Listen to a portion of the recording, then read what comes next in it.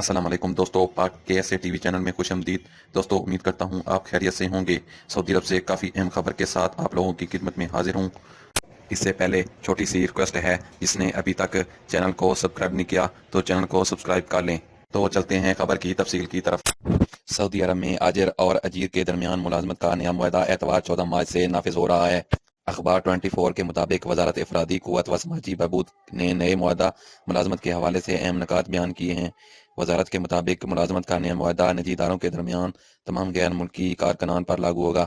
یہ ابشر اور قوی پلیٹ فارم پر مہیا ہوگا۔ ملازمت کے نئے معاہدے کے اجرا کا مقصد اجروں اور اجیروں کے درمیان اختلافات کو کنٹرول کرنا، افرادی قوت کو بااختیار بنانا، باصلاحیت افراد کے لیے سعودی لیبر مارکیٹ کو پرکشش بنانا ہے۔ بین الاقوامی لیبر مارکیٹوں اور سعودی لیبر مارکیٹ کے درمیان مسابقت کا ماحول مسابقت کے بین الاقوامی گراف میں سعودی لیبر مارکیٹ کے گراف کو بلند کرنا ہے۔ ملازمت کے نئے معاہدے کی بدولت غیر ملکی کارکن اپنا خروج و عودہ ایگزٹ ری انٹری خود نکال سکتا ہے، تاہم ایسا کرتے وقت اسے آجر کو آن لائن مطلع کرنا ہوگا۔